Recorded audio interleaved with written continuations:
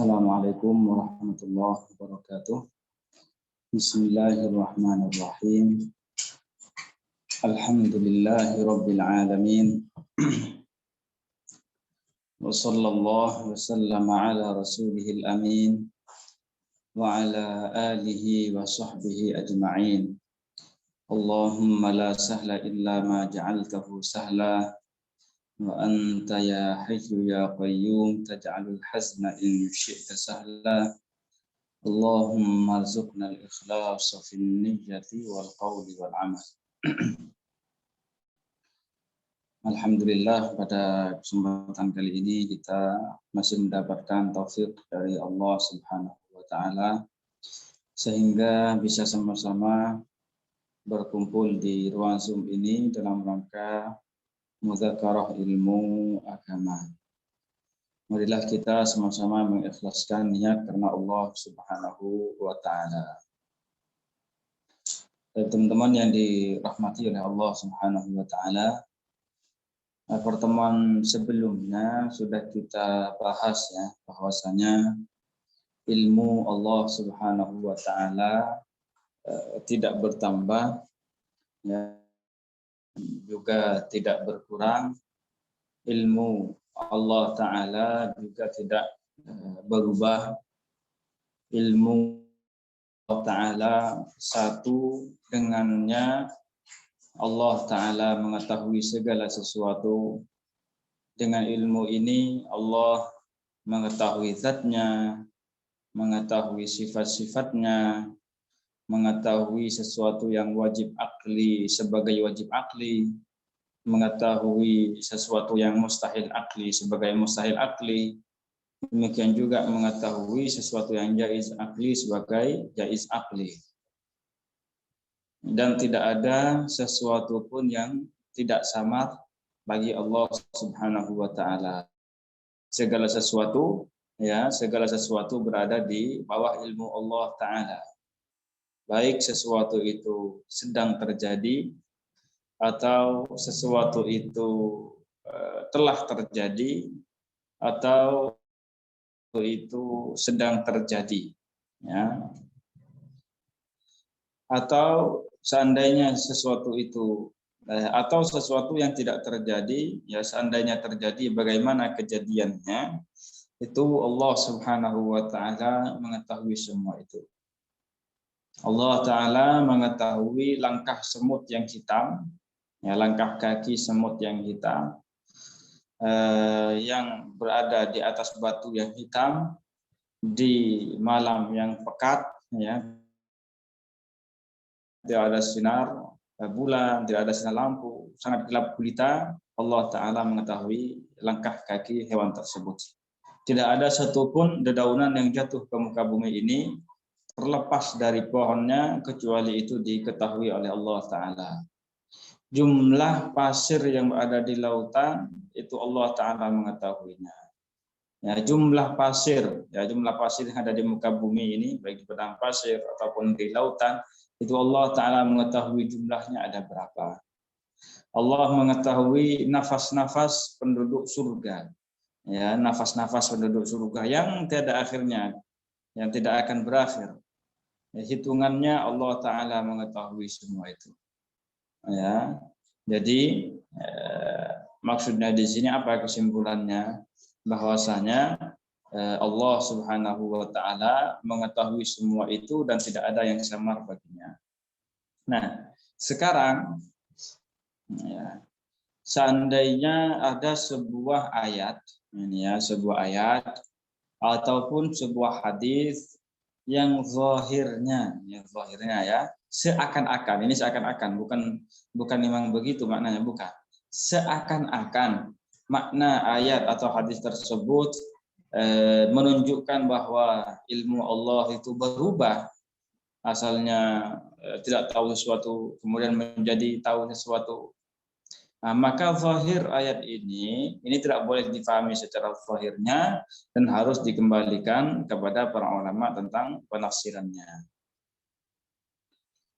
Ya, dan ini akan kita kasih contoh ya dari kitab, akan saya share, maksudnya akan saya screen. Cuma sebelum itu ya kita sudah jelaskan juga bahwasanya tidak semua orang yang membaca Al-Quran itu pasti mendapatkan petunjuk. Ya, tidak semua orang yang membaca Al-Quran pasti mendapatkan petunjuk. Ya, tidak semuanya.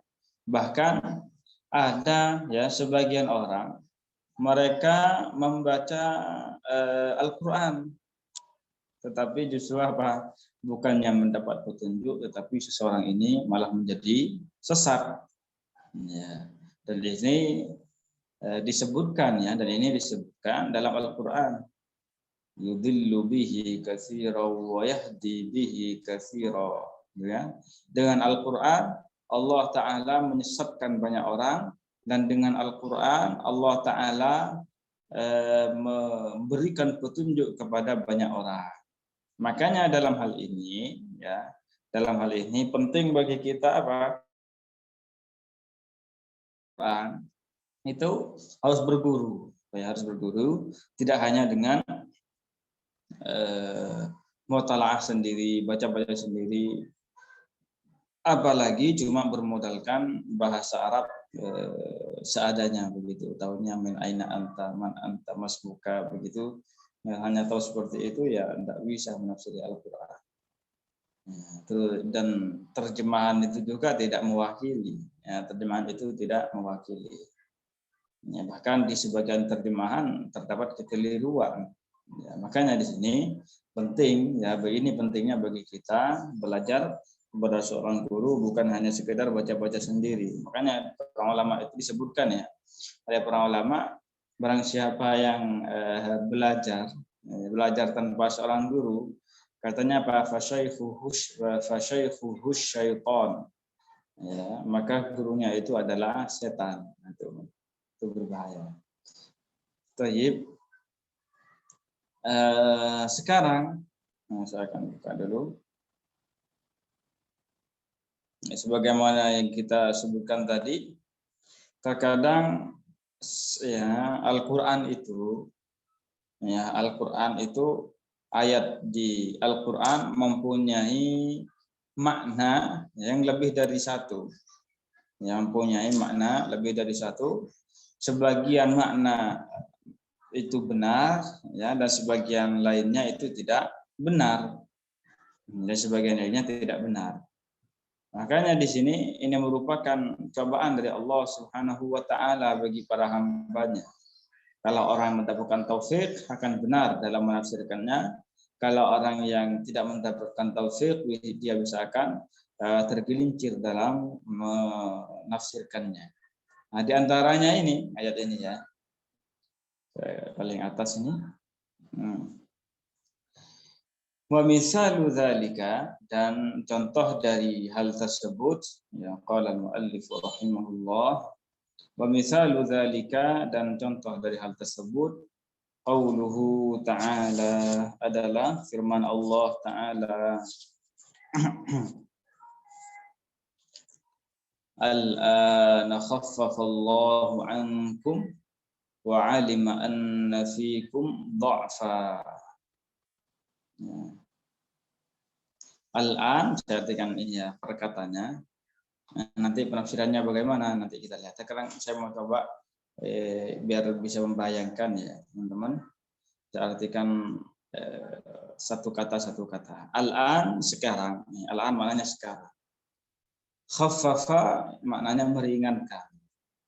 Allah ankum, dari kalian. Wa 'alima, dan Allah mengetahui, anna fikum dha'fan, bahwasanya terdapat kelemahan pada diri kalian. Ini makna letter-letternya seperti itu. Nah, faman ja'ala qawlahu, maka barang siapa yang menjadikan firman Allah wa 'alima anna fikum dha'fa, bahwasanya Allah Ta'ala mengetahui bahwa pada kalian terdapat kelemahan, mendajikan ayat ini murtabitan biqaulihi ta'ala, berkaitan dengan firman Allah Ta'ala, al-an maknanya sekarang, Ai annallaha alima dzalika, artinya Allah taala mengetahui itu ba'da allam yakun aliman, setelah Allah tidak mengetahui, faqad dhalla dhalalan ba'ida, maka sungguh orang ini telah tersesat dengan kesesatan yang jauh. Jadi begini, mungkin kalau masih dibaca ayatnya begini agak bingung ya. Saya jelaskan bahwasanya ayat ini ya termasuk ayat yang zahirnya seakan-akan ilmu Allah Ta'ala itu bisa berubah. Ya, seakan-akan ilmu Allah Ta'ala itu bisa berubah. Dan ayat ini tidak bermakna seperti itu. Berubahnya itu di mana, kapan? Ya. Ayat ini bisa bermakna berubah, ilmu Allah itu berubah itu kapan? Ketika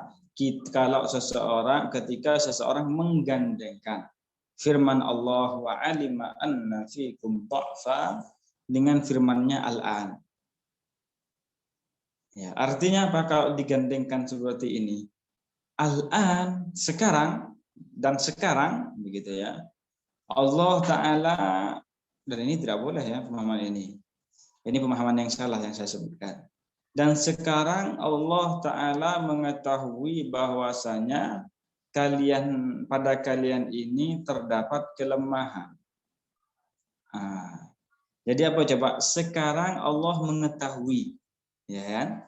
Dia kalau dia seperti ini yang salah ini. Sekarang Allah mengetahui. Mengetahuinya itu kapan? Ya sekarang Allah mengetahui bahwa pada kalian itu terdapat kelemahan. Artinya apa? Kalau dikatakan Allah mengetahui sekarang Allah yang mengetahui, berarti sebelum sekarang Allah tidak mengetahui. Kan seperti itu maknanya. Makanya kalau kata alima, mengetahui, ini dikaitkan dengan kata al-an yang disebutkan sekarang, yang disebutkan di sebelumnya, Allah mengetahui sekarang. Berarti kalau seperti itu, sebelumnya Allah tidak mengetahui. Kemudian ya awalnya tidak mengetahui, setelah itu baru mengetahui bahwa terdapat kelemahan pada orang Muslim pada waktu itu. Maka di sini pemaknaan yang salah dan tidak betul. Ya, jadi ilmu Allah Ta'ala itu sebagaimana yang kita katakan sebelumnya, ya tidak bertambah. Karena kalau bertambah berarti ada sesuatu yang sebelumnya tidak diketahui. Dan juga tidak berkurang, karena seandainya ilmu Allah berkurang berarti Allah Ta'ala itu bodoh. Dan itu mustahil. Dan ilmu Allah Ta'ala tidak berubah. Ya. Jadi pemaknaan yang saya sebutkan tadi, ini pemaknaan yang salah. Ya, saya ulangi sekali lagi biar betul-betul paham. Ya, betul-betul paham.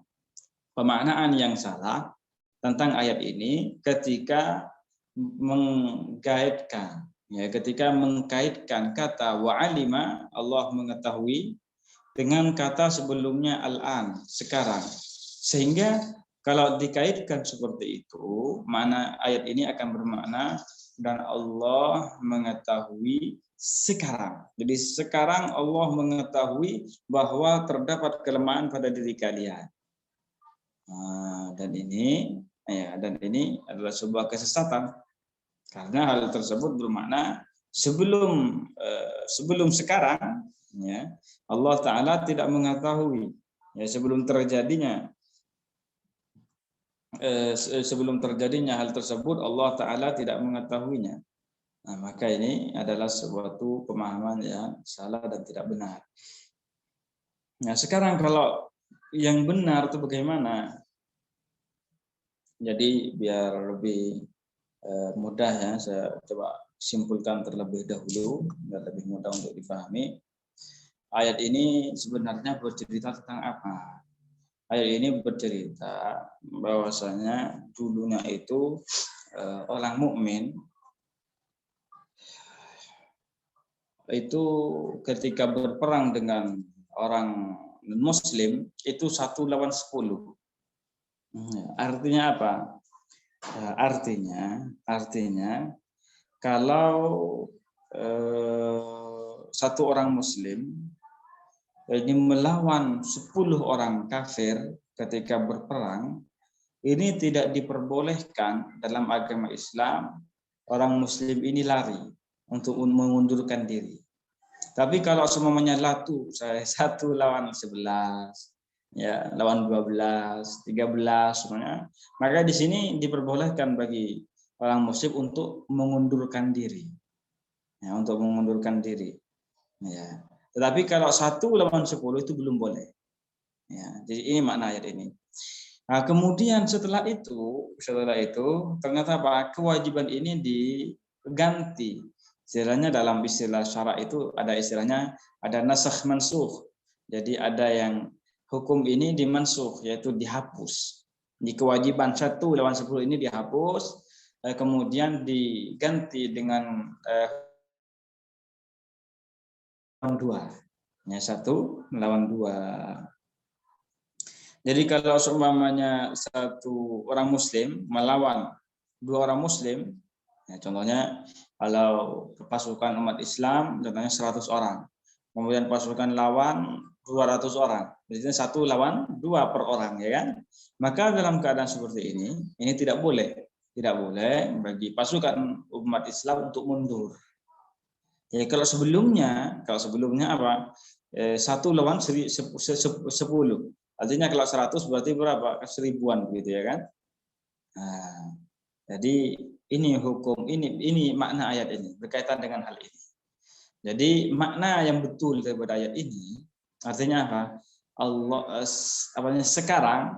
Sekarang pada saat itu maksudnya Allah Ta'ala meringankan kepada kalian, memberikan keringanan kepada kalian yang asalnya 10, ya, yang asalnya 1 lawan 10 menjadi 1 lawan 2. Nah, begitu. Kemudian, ya, ini makna ayat ini. Al-ana khaffafallahu ankum. Sekarang Allah meringankan bagi kalian. Nah, dan Allah wa'alim, maksudnya di sini apa? Dan Allah mengetahui dengan ilmunya yang azali. Nah, ini dia, dengan ilmunya yang tanpa permulaan, dan Allah mengetahui dengan ilmunya yang tanpa permulaan, ya, bahwasanya kalian itu mempunyai kelemahan. Ya, kalian mempunyai kelemahan. Ini makna ayat tersebut. Ya, jadi kata alima ataupun mengetahui ini tidak ada kaitannya dengan kata al-an sekarang. Nah, tidak ada kaitannya. Ini pemaknaan yang betul yang dikatakan oleh ulama Ahlus Sunnah wal Jamaah. Ya. Bentar.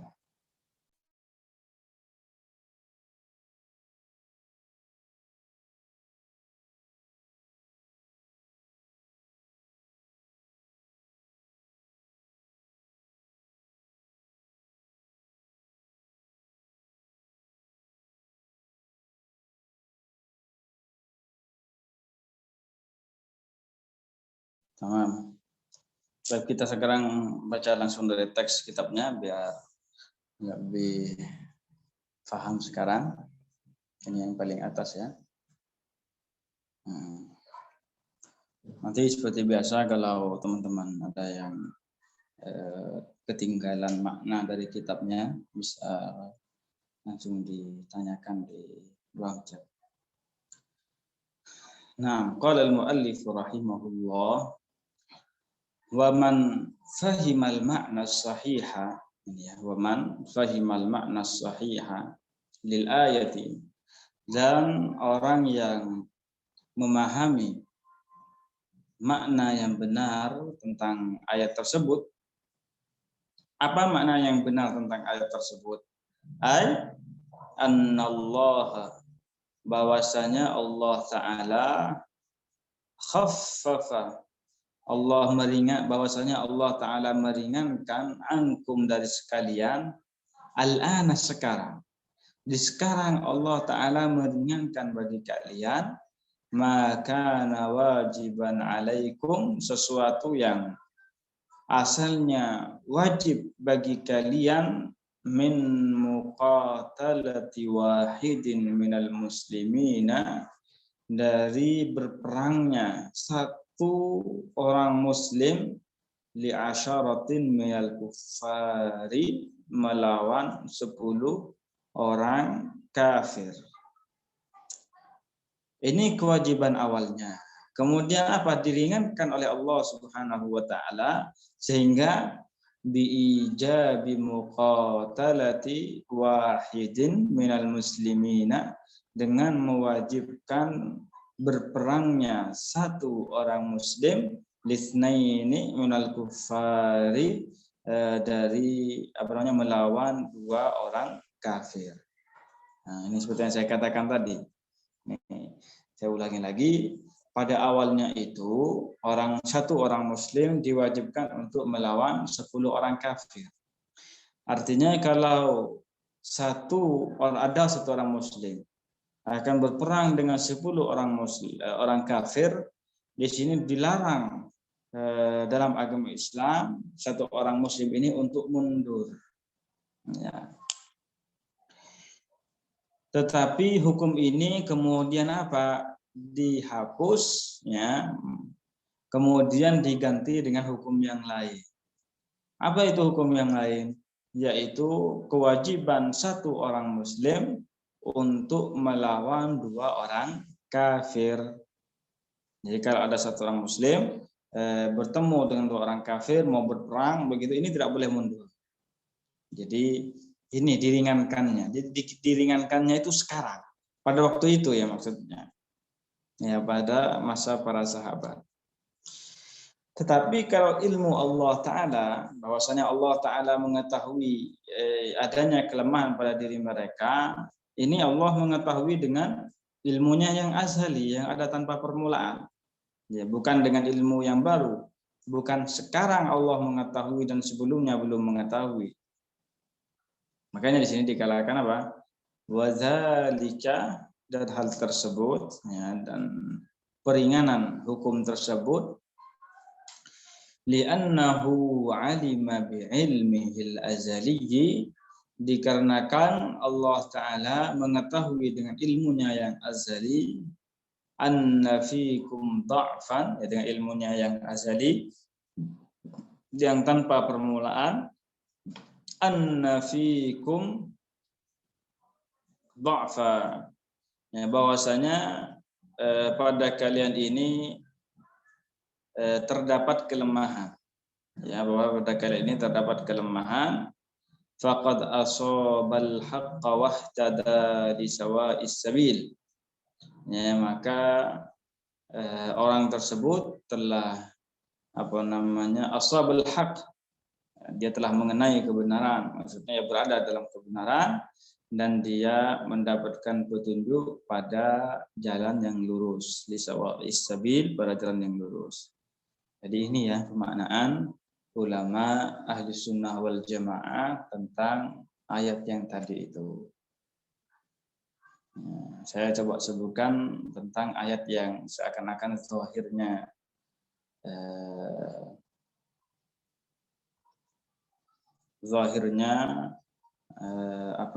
ilmu Allah Ta'ala berubah.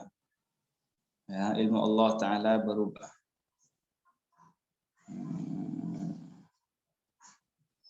Entah, saya agak lupa ayatnya. Entah.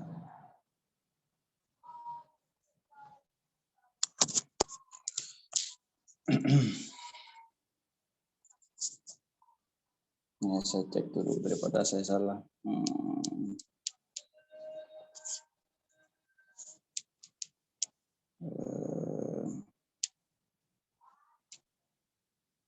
Bentar.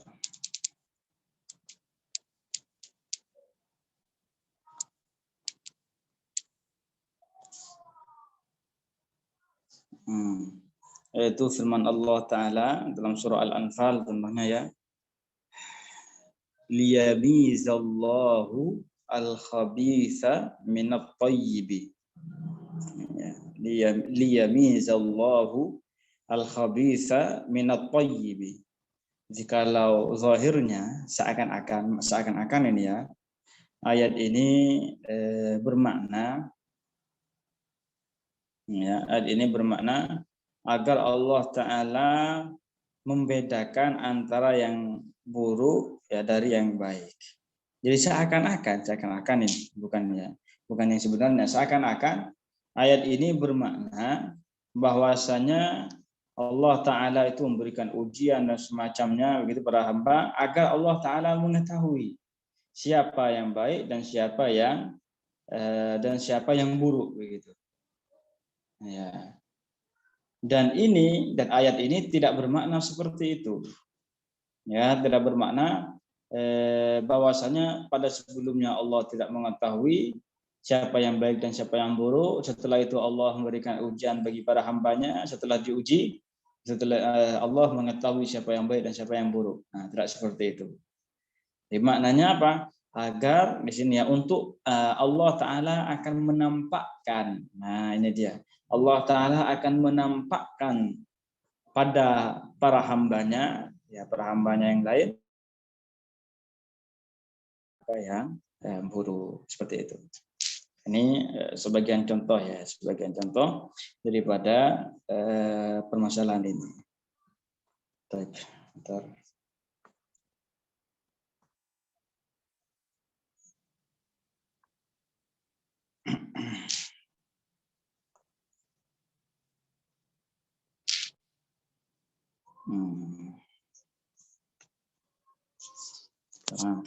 Yang bisa difahami ya. Jadi intinya itu ya kita meyakini seyakin-yakinnya tanpa ada keraguan sedikit pun bahwasanya Allah Ta'ala mengetahui segala sesuatu ya, baik secara global ataupun secara terperinci, baik itu sudah terjadi, sedang terjadi ataupun akan terjadi. Ya, dan orang yang mengingkari hal ini dihukumi keluar dari agama Islam.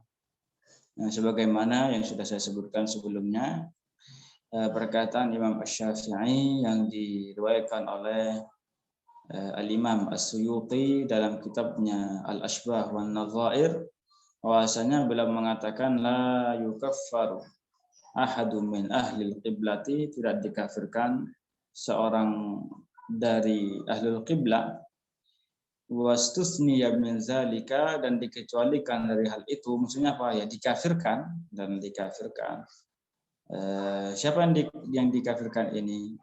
Al-mujassimu, yaitu orang yang menjisimkan Allah Ta'ala, maksudnya mengatakan bahwa Allah Ta'ala benda, mempunyai ukuran panjang, lebar, punya anggota tubuh dan semacamnya. Ini mujassim namanya. Kemudian yang berikutnya wa mungkiru ilmil juz'iyat, dan orang yang mengingkari bahwasanya Allah Ta'ala mengetahui segala sesuatu secara terperinci. Ya, jadi sesuatu itu walaupun belum terjadi, itu Allah mengetahui nanti kejadiannya ini akan seperti apa. Itu ketahuan oleh Allah Ta'ala. Semuanya diketahui oleh Allah. Tidak ada yang sama bagi Allah. Taib. Nah, sekarang summa, ini paling atas, kita baca lagi. Summa inna kulla syai'in, kemudian segala sesuatu yang terjadi, ya, yahdutsu fi hadzal alami, yang terjadi di alam ini, fis samawati, baik di langit, wal ardi, dan bumi, wa fil barri, dan di daratan, wal bahri, dan di laut, wa ma tahta tsara, dan sesuatu yang berada di bawah bumi, bawah tanah. Semuanya ini maktubun, tertulis, fil kitabil mubin, ay fil lauhil mahfuz, ya, berada tertulis di al-lauhul mahfuz. Ya, jadi semuanya ini yang terjadi ya, yang sudah terjadi dari awal penciptaannya makhluk, ya, sampai nanti di hari kiamat, sampai ke hari kiamat, kejadian yang telah terjadi, sedang terjadi, dan akan terjadi itu sudah tercatat semua di Allahul Mahfuz. Semuanya sudah tercatat. Hari ini apa saja yang terjadi, besok apa yang akan terjadi, 2 hari lagi apa yang akan terjadi, terus. Ini semuanya tercatat di Allahul Mahfuz, dan itu ya, tidak akan meleset. Dan itu tidak akan meleset. Ya. Jadi sesuatu yang memang akan menimpa kita, sesuatu yang akan menimpa kita, itu pasti akan menimpa kita. Ya. Dan sesuatu yang ditakdirkan oleh Allah Ta'ala untuk tidak menimpa kita, itu pasti tidak akan menimpa kita. Nah, jadi makanya dalam hal ini, dalam mengarungi kehidupan di dunia ini, ya kita santai saja. Ya, santai saja, apapun yang terjadi itu adalah dengan kehendak Allah Ta'ala, dengan takdir Allah Ta'ala, sesuai dengan ilmu Allah Ta'ala. Ya, walaupun walaupun hal ini kita tidak menafikan, ya, kita tidak menafikan yang namanya usaha. Ya, tetap berusaha untuk melakukan hal yang terbaik. Setelah itu semuanya nanti kita pasrahkan kepada Allah Subhanahu wa Ta'ala. Dan ini sudah kita jelaskan berarti itu ketika terutama pas teman-teman bertanya. Baik, kita lanjutkan pembacaan kitabnya. Kama rawat Tirmidzi, sebagaimana yang diriwayatkan oleh Imam At-Tirmidzi an Rasulillah sallallahu alaihi wasallam, dari Rasulullah sallallahu alaihi wasallam,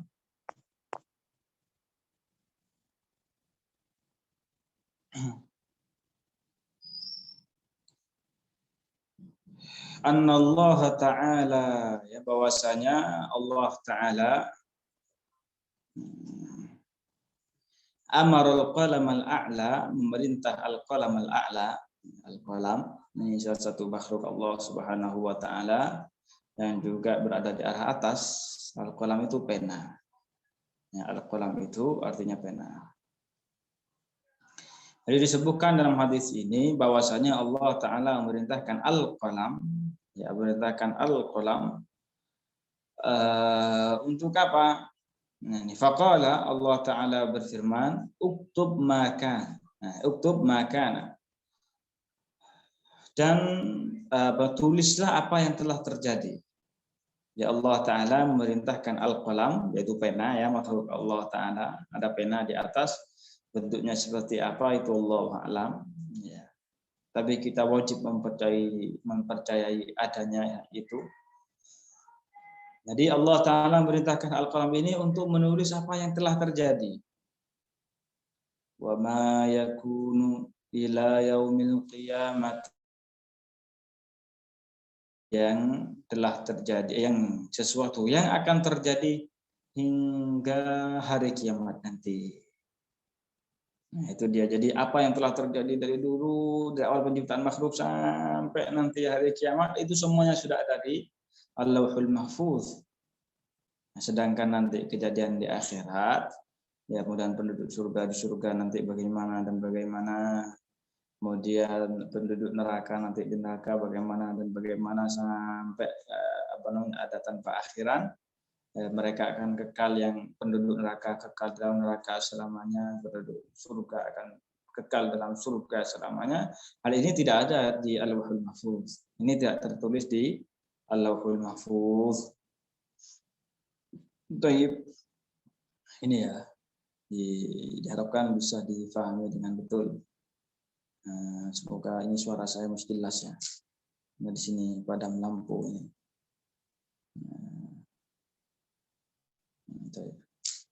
Nanti Anda yang mau bertanya ditulis saja.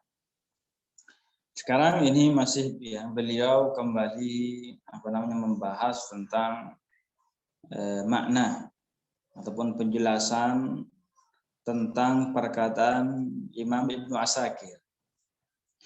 Wa makna ahata bi kulli syai'in ilma, dan makna perkataan Ibnu Asakir ahata bi kulli syai'in ilma, Apa maknanya? Annahu subhanahu, bahwasanya Allah Ta'ala ya'lamu, mengetahui, ma wujida, sesuatu yang telah terjadi, wa ma sayujadu, dan sesuatu yang akan terjadi, bi'ilmihil azali, dengan ilmunya yang azali. Itu dia. Jadi segala sesuatu, ahata, ini kan maknanya, ahata, Allah meliputi, bikulli syai'in, terhadap segala sesuatu, ilman, ilmunya, dengan ilmunya.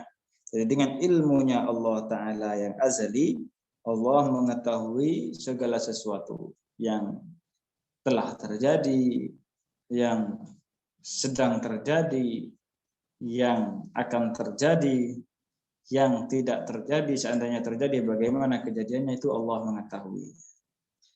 Dan saya ingatkan tentang makna perkataan ini ya, ahatallahu bikulli syai'in ilma. Nah, ini juga ada ayatnya. Ini tidak bermakna, saya cek,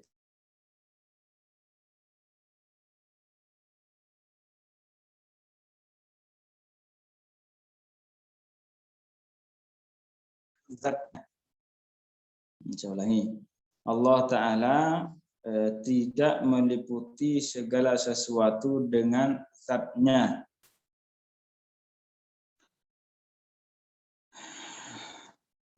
Jadi makanya kalau membaca sebuah ayat ya ataupun hadis yang menyebutkan bahwasanya Allah Ta'ala meliputi segala sesuatu, itu maknanya Allah meliputi segala sesuatu dengan ilmunya.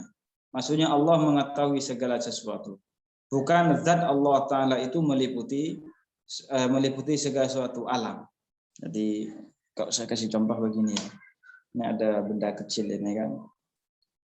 Nah, kemudian ketika kita taruh di tangan, gini contohnya, kita taruh di tangan begini kan. Kemudian kita genggam, ini apa? Kita katakan bahwasanya tangan saya ini meliputi benda kecil ini, ya, meliputi benda kecil ini dari semua arah, ya, dari semua arah. Jadi ketika kita katakan atau kita membaca sebuah ayat atau hadis bahwasanya Allah Ta'ala meliputi segala sesuatu, itu tidak bermakna Allah Ta'ala meliputi alam ini dengan zatnya sebagaimana tangan saya ini meliputi benda kecil ini dari semua arah. Ya, tidak seperti itu. Kenapa saya sebutkan ini? Karena ada sebagian kelompok atau sebagian orang Wahabi lah gampangnya. Ini pentolannya orang Wahabi yang bernama Al-Albani. Nah, dia itu mengatakan bahwasanya Allah Ta'ala itu meliputi alam ini, ya, meliputi alam ini sebagaimana halnya sebagaimana tangan kita itu meliputi kerikil. Artinya ketika kita letakkan benda kecil di atas tangan kita, kemudian kita genggam, ini kan meliputi dari semua arah. Jadi kata Al-Albani, ya seperti itu. Allah Ta'ala meliputi alam ini, ya seperti ini juga. Dan ini jelas bertentangan dengan tauhid, ya, ini bertentangan dengan ajaran agama Islam. Ya. Itu ya, yang saya bukan tadi namanya Al-Albani. Kalau mereka bilangnya sih Nasiruddin Al-Albani. Nah, kalau lihat buku namanya itu, ya udah nggak usah dibaca. Itu terkadang dan bukan terkadang, dan di Indonesia itu sudah banyak terjemahannya ya. Buku-bukunya diterjemah ke dalam bahasa Indonesia, itu sudah banyak. Subhanallah. Nah, sekarang wa makna wa ahsa kulla syai'in adada, dan makna perkataan Ibnu Asakir wa ahsa kulla syai'in adada, annahu azza wa jalla, bahwasanya Allah Ta'ala alima, ini maknanya ya, alima bi ilmihil azali, mengetahui dengan ilmunya yang azali. Ketika kita sebutkan azali ya, dinisbatkan kepada Allah, atau al-qadim dinisbatkan kepada Allah, atau al-awwal ketika dinisbatkan kepada Allah. Ini maknanya sama. Maksudnya apa? Tidak bermula. Nah, ini dia. Jadi Allah Ta'ala mengetahui dengan ilmunya yang ada tanpa permulaan, a'dada kulli syai'in. Ya, a'dada kulli syai'in. Hitungan atau jumlah segala sesuatu. Nah, ini maknanya. Jadi Allah Ta'ala mengetahui jumlah segala sesuatu. Jumlah pasir Allah mengetahui. Jumlah bintang Allah mengetahui. Jumlah ikan di lautan Allah mengetahui. Jumlah ikan di di sungai Allah mengetahui. Jumlah manusia Allah mengetahui. Jumlah malaikat Allah mengetahui. Jin, pepohonan, hewan, semuanya itu Allah mengetahui. Ya, tidak ada satupun yang terlepas dari ilmu Allah Ta'ala. Dan ilmu Allah tidak pernah salah ya. Namanya ilmu ya tidak salah. Jadi kalau memang jumlahnya segitu ya segitu memang. Dan tidak akan pernah luput. Jadi alimahu qabla ayyakun. Qabla ayyakuna ayyu makhluqin minal makhluqin. Allah mengetahui hal itu, ya hitungan segala sesuatu, jumlah segala sesuatu sebelum adanya makhluk apapun. Sebelum adanya manusia, itu Allah tahu manusia itu jumlahnya nanti berapa. Sebelum diciptakan malaikat, Allah tahu jumlah para malaikat itu nanti berapa. Kemudian sama juga bumi, langit, jumlahnya nanti berapa. Sebelum diciptakan ya Allah mengetahui hal itu. Kama qala ta'ala, sebagaimana firman Allah Ta'ala, wa ahsa kulla syai'in adada. Ya. Ini makna perkataan wa ahsa kulla syai'in adada, maknanya adalah Allah Ta'ala mengetahui jumlah atau ya jumlah segala sesuatu. Tamam? Ini sekarang ini. Sudah masuk ke perkataan yang lain. Coba dulu yang ini yang mau diulang yang mana ini? Bisa diulang yang barusan kayaknya sudah banyak dari awal. Saya baru baca ini. Yang mana? Nanti saya ulangi, kasih tahu. Ya, kalau masih sebelum kita lanjut ke perkataan muallif yang berikutnya, jika Anda yang tidak difahami, ya silahkan. Ya, kalau tidak kita sambil lanjutkan. Bentar ya.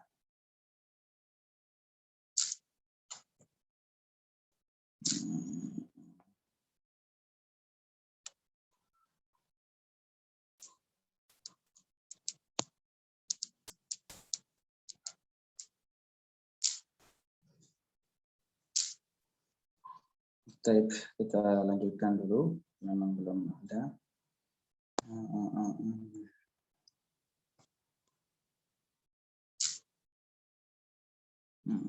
Nah, qala rahimahullah, ya beliau berkata, semoga Allah Ta'ala merahmatinya, fa'alul lima yurid. Allah Ta'ala maha melaksanakan apa yang Allah kehendaki. Sesuatu yang Allah Ta'ala kehendaki, ya Allah Ta'ala akan melaksanakannya. Asyarhu, syarahnya sekarang, annahu subhanahu wa ta'ala, bahwasanya Allah Ta'ala yaf'alu ma yasha. Allah Ta'ala melaksanakan, menciptakan apa yang Allah kehendaki. Ma sya'a husulahu bimasyiatihil azaliyati. Sesuatu yang Allah Ta'ala kehendaki terjadinya dengan kehendaknya yang azali, yang ada tanpa permulaan, fa'alahu bi fi'lihi al-azali, maka Allah Ta'ala akan melakukannya, menciptakannya dengan sifat menciptakannya yang azali. Intinya sesuatu yang Allah Ta'ala kehendaki untuk terjadi, maka Allah Ta'ala akan menciptakan hal tersebut dengan sifat menciptakannya, ya, dengan sifat menciptakan, sifat Allah Ta'ala menciptakan yang azali, yang ada tanpa permulaan juga. Wa masyiatuhu, dan kehendak Allah Ta'ala, ay iradatuhu, artinya kehendak Allah Ta'ala, azaliyatun, ya, tanpa permulaan. Jadi kehendaknya Allah Ta'ala ini juga azali, tanpa permulaan. Wal muradatu, ini ya, dan sesuatu yang dikehendaki oleh Allah Ta'ala, ini sesuatu yang dikehendaki oleh Allah Ta'ala ini adalah baru. Nah, ini ya, perlu dikonsentrasi di sini. Wa fi'luhu azaliyun, itu azaliyun, ya, azali tanpa permulaan. Wal maf'ulu hadithun, dan sesuatu yang dikerjakan ataupun yang diciptakan, hadithun adalah baru. Jadi begini, intinya yang perlu kita pahami dengan seksama ya, bahwasanya sesuatu bahwasanya segala sifat Allah Ta'ala ini pasti azali, ya, pasti ada tanpa permulaan. Intinya sifat-sifat zat Allah Subhanahu wa Ta'ala itu ada tanpa permulaan, dah titik itu. Jadi sifat-sifat zat yang ada, yang merupakan sifat Allah, sifat zat Allah Ta'ala ini ada tanpa permulaan, ya, azali, abadi, awal, ini sama maknanya. Qadim, ada tanpa permulaan. Karena kalau ada permulaan, kalau seumpamanya ada sifat Allah Ta'ala, ada salah satu sifat Allah Ta'ala yang mempunyai permulaan, berarti apa di sini? Allah bersifatan dengan sifat yang baru, dan ini mustahil, ya, dan ini mustahil bagi Allah Ta'ala. Saya ulangin ya, takut ada yang tidak paham, biar clear semuanya, biar jelas. Jadi intinya semua sifat Allah Ta'ala, sifat-sifat Allah Ta'ala, sifat-sifat Allah Ta'ala yang merupakan sifat zatnya itu azali semuanya, ya, azali, ada tanpa permulaan, ada tanpa permulaan. Karena seandainya ada salah satu sifat Allah Ta'ala yang mempunyai permulaan, artinya kalau mempunyai permulaan itu gimana? Asalnya tidak ada, kemudian menjadi ada, ya kan? Seandainya ada salah satu sifat Allah Ta'ala yang seperti itu, asalnya tidak ada, kemudian menjadi ada dan menjadi sifat Allah, berarti Allah bersifatan dengan sifat baru, ya kan? Dan ini mustahil. Dan ini mustahil karena segala sesuatu yang mempunyai sifat baru, segala sesuatu yang bersifatan dengan sifat baru, dia itu pasti sesuatu ini adalah sesuatu yang baru. sesuatu yang punya sifat baru, bersifatan dengan sifat baru, pasti sesuatu ini adalah sesuatu yang baru, adalah makhluk, yaitu makhluk. Ya, makanya di sini mustahil sifat-sifat zat Allah Ta'ala itu mempunyai permulaan. Ya. Dan sebelum saya lanjut ya, perlu diketahui ya dalam istilah teman-teman bahwasanya kalau kita bilang baru, ya, kalau kita bilang baru atau baru begitu dalam ilmu tauhid, itu maksudnya apa? Itu maksudnya ada permulaannya. Artinya apa? Makhluk. Ini maksudnya. Jadi walaupun itu bukan kayak kemudian kita beli baju gitu kan, ini baju baru, ini baju lama, bukan begitu maksudnya. Tapi segala sesuatu yang mempunyai permulaan dalam istilah ilmu tauhid ini adalah baru. Dan segala sesuatu yang baru ini adalah makhluk. Ini ya biar paham. Jadi dikarenakan sifat Allah Ta'ala itu dikarenakan sifat-sifat Allah Ta'ala ini azali tanpa permulaan, maka demikian juga ini yang kita kembali ke kitab, kehendak Allah Ta'ala. Kehendak Allah ini merupakan sifat Allah, maka dia itu apa? Maka kehendak Allah Ta'ala itu azali tanpa permulaan. Demikian juga sifat menciptakan bagi Allah Ta'ala, ya ini juga adalah azali, ada tanpa permulaan. Nah, bisa dipahami ya. Sekarang kehendak Allah Ta'ala itu kan memang azali, sudah kita yakini ini. Karena sifat zat Allah Ta'ala berkehendak ini adalah sifat yang azali, ada tanpa permulaan. Sekarang sesuatu yang dikehendaki oleh Allah Ta'ala, sesuatu yang dikehendaki oleh Allah Ta'ala, apa itu yang dikehendaki oleh Allah? Ya makhluk ini, kita ini. Ya, jadi adanya alam ini dikehendaki oleh Allah, ini murad namanya. Kemudian bumi ini sesuatu yang dikehendaki oleh Allah terjadi, manusia sesuatu yang dikehendaki oleh Allah, malaikat sesuatu yang dikehendaki oleh Allah, jin sesuatu yang dikehendaki oleh Allah. Semuanya ini alam ini adalah muradat, ini namanya. Sesuatu yang dikehendaki oleh Allah Ta'ala. Sesuatu yang dikehendaki oleh Allah Ta'ala terjadinya ini yang saya sebutkan tadi, manusia, jin dan semacamnya, ini adalah baru. Nah, artinya apa? Makhluk. Jadi kalau kehendak, sifat kehendak bagi Allah itu tanpa permulaan, sedangkan sesuatu yang dikehendaki oleh Allah yaitu makhluk, ini baru. Nah, ini maksudnya ya. Demikian juga sifat menciptakan bagi Allah. Ini penjelasan wa fi'luhu azaliyun ini. Jadi sifat menciptakan bagi Allah Ta'ala itu juga azali. Ya, pendapat Al-Maturidi seperti itu, bahwasanya sifat menciptakan bagi Allah Ta'ala ini adalah sifat zat, sifat menciptakan bagi Allah Ta'ala ini adalah azali, ya, ada tanpa permulaan, sedangkan sesuatu yang diciptakan oleh Allah Ta'ala itu baru.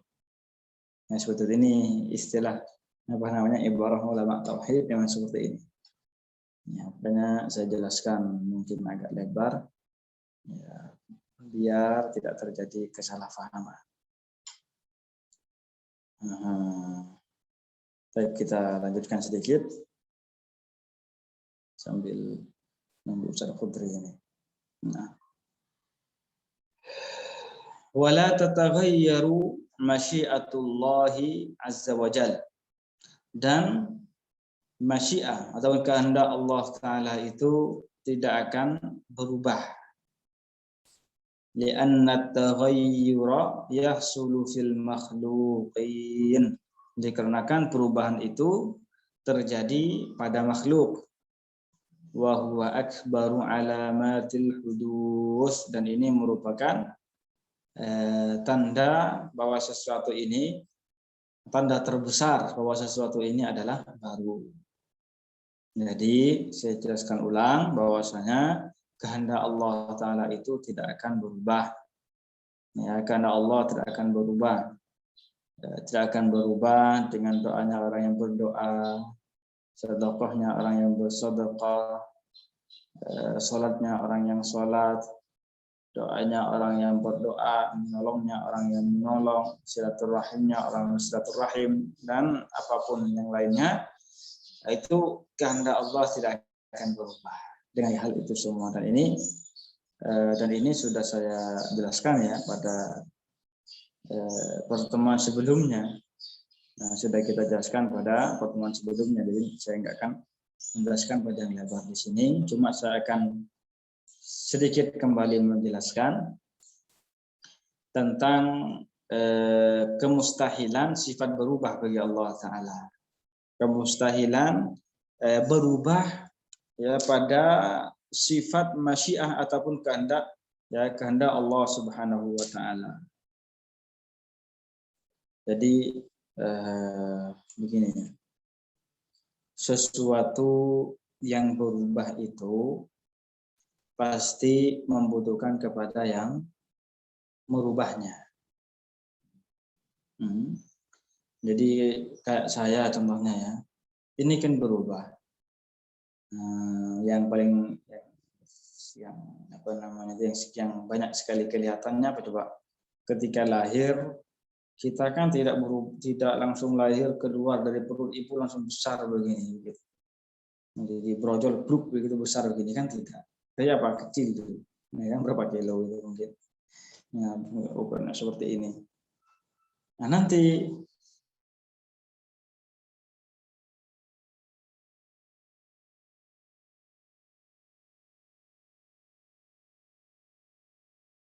bisa nanti dewasa, kemudian itu menikah, setelah itu Tuhan lagi, setelah itu mati lagi, setelah itu mati. Nah, ini semuanya perubahan ini. Nah, semuanya ini adalah perubahan. Jadi sesuatu yang berubah itu pasti membutuhkan kepada yang merubahnya. Ya, tidak berubah dengan sendirinya. Bukan saya yang merubah saya ini asalnya dari kecil, setelah itu jadi kayak sekarang semua. Nanti menjadi tua, ini bukan saya yang merubahnya. Saya tidak bisa ngapa-ngapain. Ya, yang merubah ini keadaan kita ini adalah Allah Subhanahu wa Ta'ala. Jadi sesuatu yang berubah itu pasti membutuhkan kepada yang merubahnya. Dan sesuatu yang butuh kepada yang lain, ada sesuatu yang butuh kepada yang lain atau memerlukan kepada yang lain, ini menunjukkan bahwa sesuatu ini lemah. Nah, sesuatu ini lemah. Contohnya saya mau mendorong mobil, saya sendirian. Ya dorong mobil saya tidak kuat. Karena tidak kuat, akhirnya saya memanggil bantuan, ya. Didorong 10 orang, dorong mobilnya, 10 orang, akhirnya berjalan itu mobil. Jadi saya sekarang saya membutuhkan bantuan mereka. Kenapa saya membutuhkan bantuan mereka ketika mendorong mobil ini? Dikarenakan saya lemah. Jadi kalau saya itu mendorong mobil ini sendiri, saya tidak kuat. Dikarenakan apa? Saya lemah. Dikarenakan saya lemah ini, saya butuh kepada bantuan yang lain. Nah, seperti itu. Nah, jadi sesuatu yang membutuhkan kepada yang lain itu adalah menandakan sesuatu itu lemah. Ya. Dan sesuatu yang lemah itu tidak layak menjadi Tuhan. Jadi saya ini lemah, nggak kuat dorong mobil, ya saya tidak layak jadi Tuhan. Ya, seperti itu. Jadi ini ya, saya ulangi lagi kesimpulannya, sesuatu yang sifat mustahil itu sifat berubah mustahil bagi Allah Ta'ala. Tamam?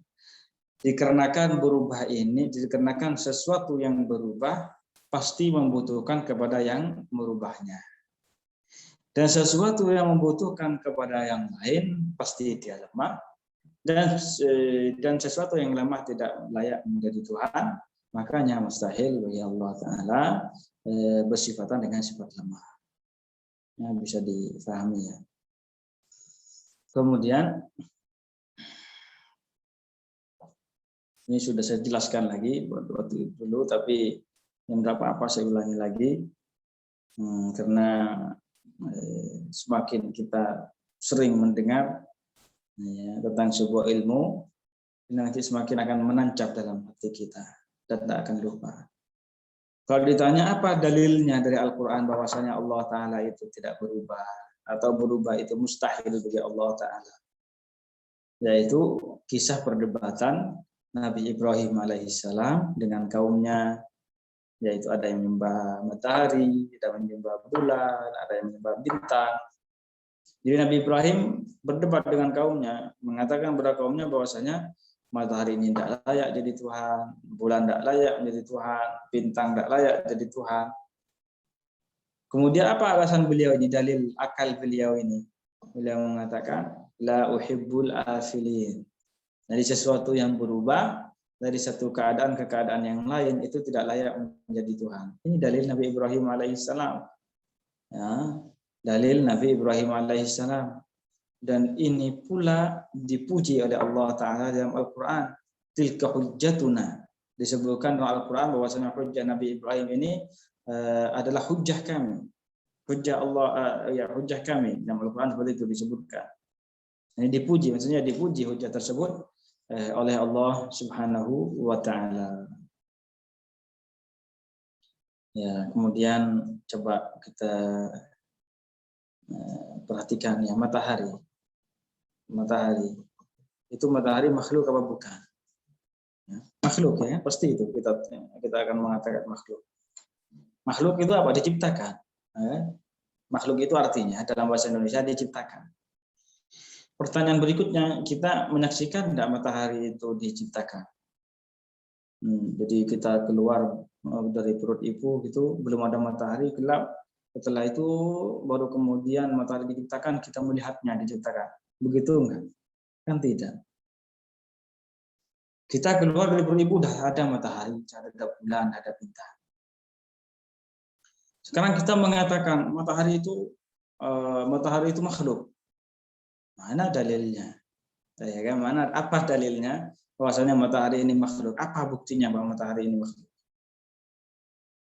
Wa khalaqa kulla syai' dalam Al-Qur'an namanya. Allah menciptakan segala sesuatu. Ya, yang kalau yang kita ajak ngomong ini orang muslim langsung terima, begitu kan? Ya. Tapi kalau namanya non muslim, nanti dia bilang saya tidak percaya kitab kamu. Penyembah matahari nanti bilang begitu, contoh ini ya, ini sekedar. Nah, nanti bisa jadi orang non muslim akan bilang saya tidak percaya kitab kamu kok. Sebutkan apa buktinya bahwa matahari itu baru. Ya, kita sebutkan apa? Matahari itu berubah, terbit, tenggelam, ya, apa namanya, dari timur pindah ke tengah langit, pindah ke barat dan seterusnya. Ini kan berpindah-pindah ya. Ya udah berubah-ubah. Nah, sesuatu yang berubah itu pasti membutuhkan kepada yang merubahnya. Dan sesuatu yang membutuhkan kepada yang lain, berarti dia makhluk. Nah, seperti itu. Lemah maksudnya. Dan dikarenakan dia lemah, dia tidak layak menjadi Tuhan. Jadi seperti itu. Jadi perubahan itu akbaru alamatil hudus, adalah tanda paling besar yang menunjukkan bahwa sesuatu itu baru. Ya, seperti itu. Mungkin sampai di sini dulu. Kita lihat ada apa.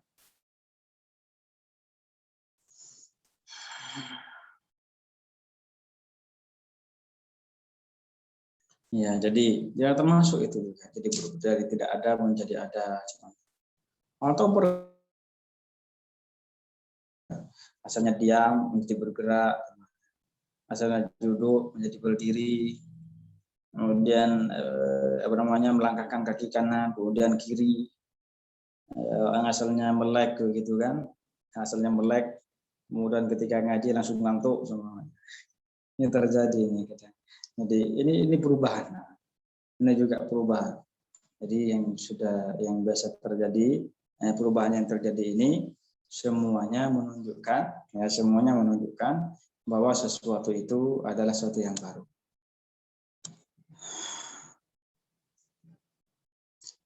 Masih masuk. Jadi gini ya.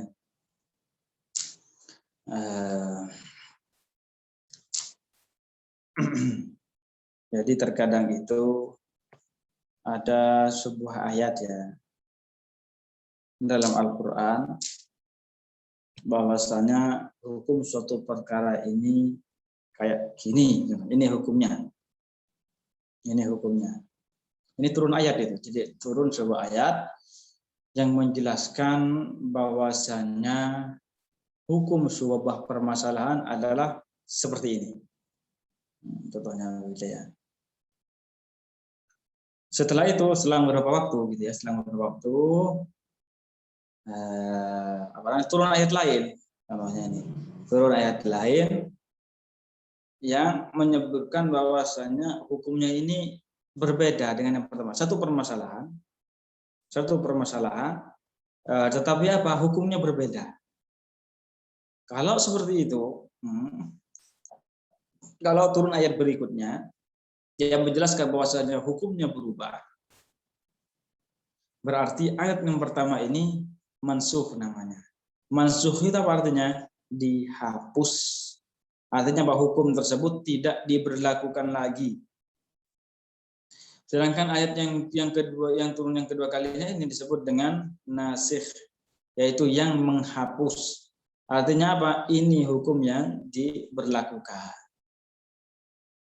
Kayak tadi itu contohnya yang asalnya satu kewajiban satu orang muslim melawan 10 orang kafir. Ini kan kewajiban ini.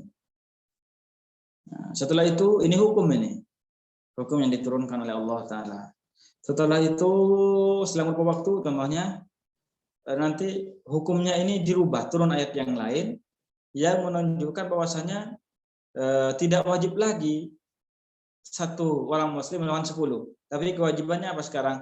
1 lawan 2. Nah, maka hukum yang kedua ini, ya, ayat yang keduanya turun ini hukum sebelumnya itu. Ya, dan hukum sebelumnya ini yang sebelumnya ini disebut dengan mansukh, telah dihapus hukumnya. Dan ini berubah seperti ini karena Allah Ta'ala mengetahui kemaslahatan umat manusia. Seperti yang sudah saya jelaskan pada waktu itu. Ada yang bertanya, ya kan? Cuma ini kalau masalah kayak masalah bab akidah itu tidak ada istilah nasikh mansukh. Dan dalam masalah cerita-cerita umat terdahulu juga tidak ada nasikh mansukh. Ini ya contoh nasikh mansukh itu berkaitan dengan hukum halal haram gitu. Wajib enggaknya gitu terus.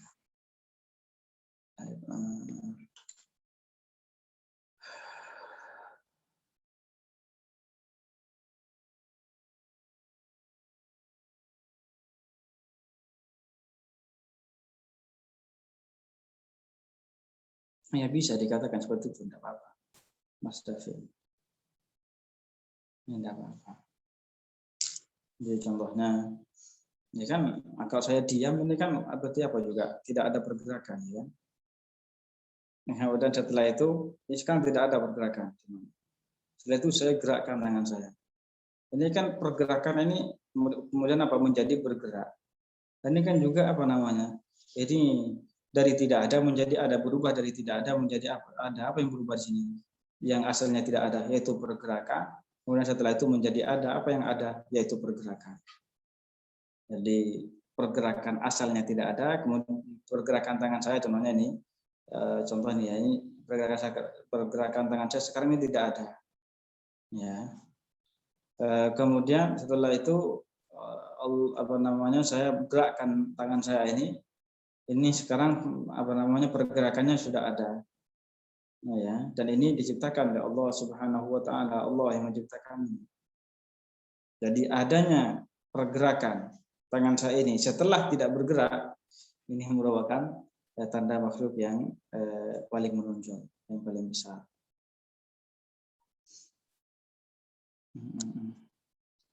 Baik ya.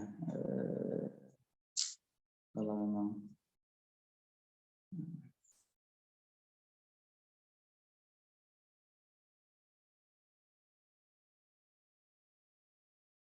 iya, enggak apa-apa. Ya enggak apa-apa, bisa. Gitu.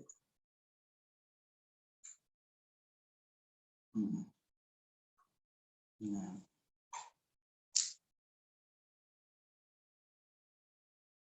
Jadi memang ya menjadi sesuatu yang tidak ada kemudian menjadi ada itu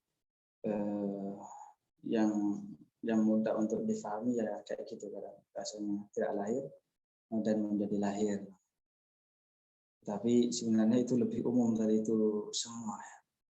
Jadi kayak pergerakan kita, diam kita, kemudian asalnya tidak makan, kemudian menjadi makan, asalnya tidak tidur, kemudian menjadi tidur, kemudian dari kecil menjadi besar, ini juga perubahan-perubahan kayak gitu.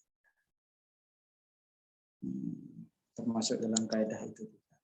At-taghayyuru akbaru alamatil hudus. Ini kalau tidak ada, Syekh Khudri tidak bisa bergabung dengan kita pada kesempatan kali ini. Ya, insyaallah taala kita lanjutkan kembali di hari esok. Semoga di bulan ini kita sama-sama mendapatkan barokah dari Rasulullah SAW, yang mendapatkan nanti di hari kiamat syafaat Nabi kita Nabi Muhammad SAW. Baik, mari kita tutup pertemuan kali ini dengan bacaan tahlil. La ilaha illallah, la ilaha illallah, la ilaha illallah. Allahumma shalli ala sayyidina Muhammad wa ala alihi wa sahbihi wasallim. Allahumma shalli ala sayyidina Muhammad wa ala alihi wa sahbihi wasallim. Allahumma shalli ala sayyidina Muhammad wa ala alihi wa sahbihi wasallim. Rabbi firli wa liwalidayya wa lil mu'minina wal mu'minat. Rabbi firli wa liwalidayya wa lil mu'minina wal mu'minat. Rabbi firli wa liwalidayya wal mu'minina wal mu'minat. Alhamdulillahi rabbil alamin. Barakallahu fikum wa ahsanallahu ilaikum. Wa jazakumullahu anna kulla khair. Seperti yang saya bilang tadi ya, Syekh Khudri tidak bisa bergabung dengan kita. Jadi kita cukupkan kajian kali ini sampai di sini saja. Barakallahu fikum. Wassalamualaikum warahmatullahi wabarakatuh.